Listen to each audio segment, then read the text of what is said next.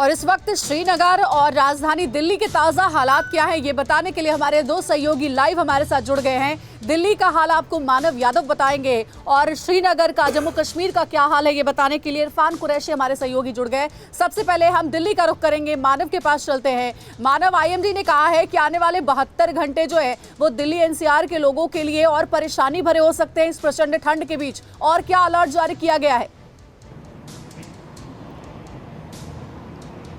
बिल्कुल अंजलि, देखिए अगले 72 घंटे के साथ साथ ये तो कहा गया है मौसम विभाग की तरफ से कि ठंड बढ़ेगी। इसके अलावा दूसरी जो जानकारी ये है कि उत्तर भारत के जो कुछ, जैसे आप राजस्थान का उत्तरी भाग ले लीजिए, पश्चिमी यूपी ले लीजिए और दिल्ली एनसीआर का जो इलाका, यहाँ पर 26-27 को बारिश भी हो सकती है, हल्की बारिश होगी।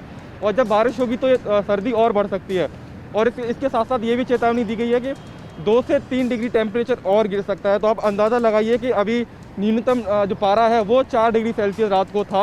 अगर ऐसे में 2 डिग्री और कम हो जाएगा तो दिल्ली वाले लोग क्या करेंगे इतनी सर्दी में अंजलि।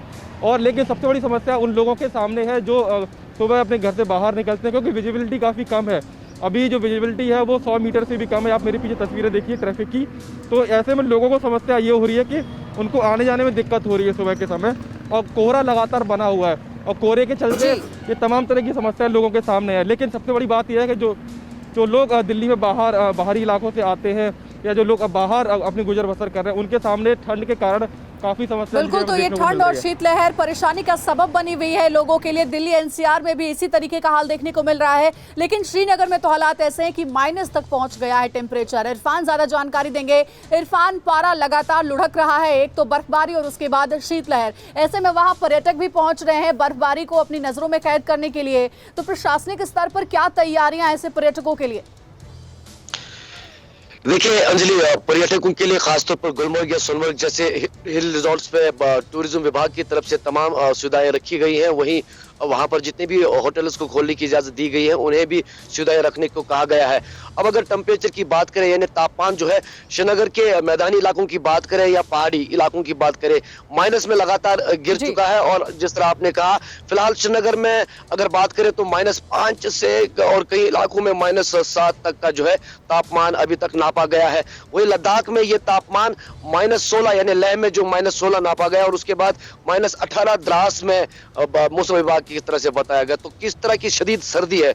और मौसम विभाग के मुताबिक 26 दिसंबर तक, जब तक जम्मू कश्मीर में ड्राई स्पेल रहेगा, यानी सर्दी लगातार बढ़ती रहेगी, और उसके बाद मैदानी इलाकों में और पहाड़ी इलाकों में एक बार फिर से बर्फबारी और बारिशें देखने को मिलेगी। उससे शायद उत्तर भारत में किसी हद तक ठंड में फर्क आ सकता है। लेकिन फिलहाल इसके चलते मुगल रोड को बंद कर दिया गया है, क्योंकि सड़क लगातार कोहरे से जमी हुई है। वहीं कई इलाकों में अभी भी बर्फ बड़ी तादाद में जो है जमी हुई है। हालांकि श्रीनगर जम्मू राष्ट्रीय राजमार्ग को एक तरफ ट्रैफिक के लिए खोल दिया गया है और एडवाइजरीज प्रशासन की तरफ से जारी की गई है कि वाहन और खासतौर पर सुरक्षा बलों की कॉन्वॉयज को जो है एक लिमिटेड टाइम पर पास ऑन करने के लिए कहा गया है। फिलहाल लगातार ये ठंड बढ़ रही है और कड़ाके की ठंड है, और श्रीनगर में भी लगातार खासतौर पर सुबह के वक्त श्रीनगर का टेम्परेचर फिलहाल -4 डिग्री तक पहुंच चुका है। मौसम विभाग ने क्या चेतावनी जारी की है? क्या आने वाले जो दिन है वो इसी तरीके के बीतने वाले हैं या फिर थोड़ी राहत मिल सकती है? देखिए बिल्कुल, कुछ देर पहले मेरी मौसम विभाग से भी बात हुई और प्रशासन के कुछ लोगों से भी।